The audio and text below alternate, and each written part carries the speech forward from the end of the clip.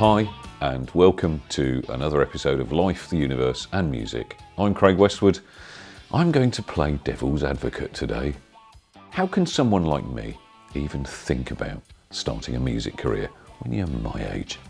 It's a question that I continue asking myself. I wanted to throw that question out there pretty early on because there's a lot of people like me asking the same questions of their own music. What opportunities does an old codger like me have? Are there any? How does any old timer get noticed if they want to release music in 2023? I think it's still a dream scenario for any artist to get discovered by a major record label, but it's a very naive one. But it's fairly obvious to me that a record label would firstly only be looking at talent that's young. You know, they're more bankable, they usually have loads of energy, more malleable and can be shaped for a modern market. They're better looking, more fashionable, or could be given a good wardrobe and made prettier if necessary. Whereas the older artist is more fixed.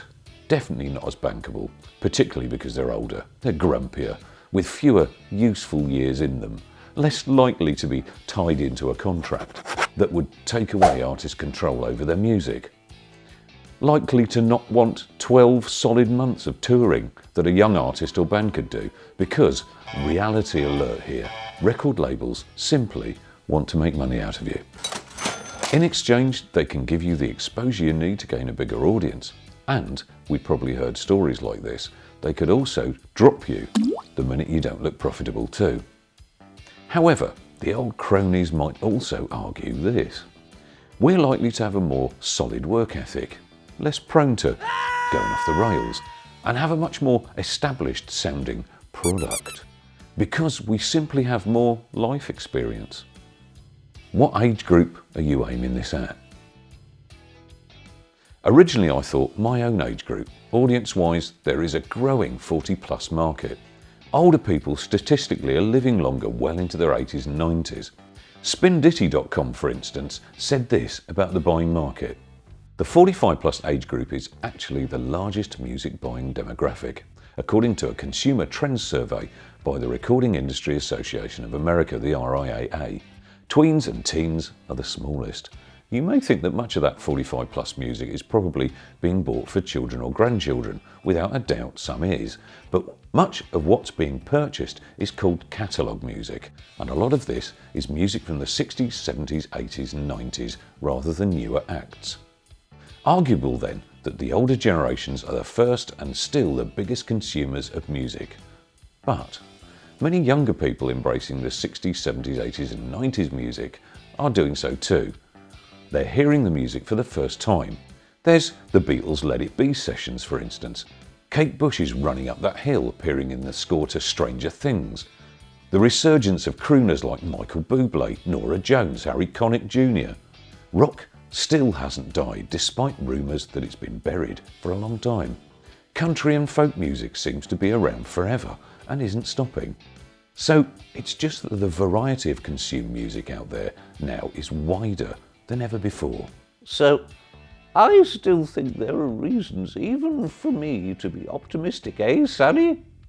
And what about looks? How much of music appeal is about a person's physical attractiveness? How much of it has always been about looks? Arguably, it should only be about the sound. That said, I think I have fairly realistic expectations, and I'm not expecting to become the huge megastar that I might well have dreamt of as a teenager. So let's look at the other markets out there. Film TV, for instance, is very big at the moment. Film producers are even looking for new talent to feature in TV series that might suit a particular scene. One song can help break an artist after featuring in a major TV series or film. Gold in Them Hills by Ron Sexsmith is a particular song that grabbed my attention when it appeared in the film About Time. Or what about Pharrell Williams' Happy from Despicable Me 2? The growing number of streaming TV stations means the demand for themes and this type of music is increasing. How about writing for other artists? There is an eager market of young and established artists who don't write their own material, who are looking for writers to bring them their next potential hit song. Many credits on recent hits point at whole writing teams or several names accredited? And what about production music libraries? I touched upon this in the last episode. Companies that accept music from artists for film, TV, radio, advertising and theatre. Any genre, any instrumentation, so long as it suits an application.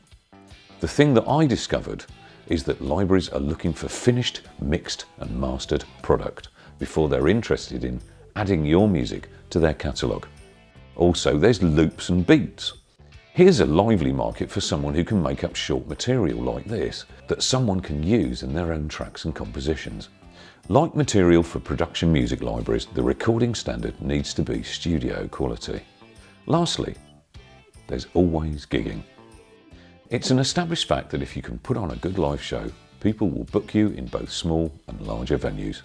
Pubs and clubs, restaurants and bars sell more food and drink if a good act is playing. And house gigs are growing quite popular for the acoustic artist. At least they were before the pandemic. But I think public confidence is beginning to allow house gigs to resume. At gigs, you can also sell your own music and merchandising too, which is another revenue stream in itself. In conclusion, the truth is there are markets out there. There are still ways of making a living from music, despite the most worrying aspect of streaming music not being one of them. Let's face it, it's not a great prospect anymore when you might earn a measly 0.003 cents per stream using the likes of Spotify or Apple Music or Amazon Music.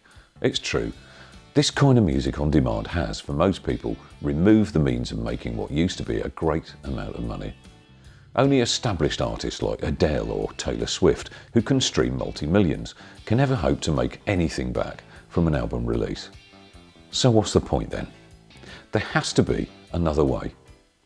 I started first by working on myself and my product, which I hope to show you in the coming episodes. Join me soon for another episode of Life, the Universe and Music. Click, like and subscribe if you want to see what happens next. Cheers, me dears.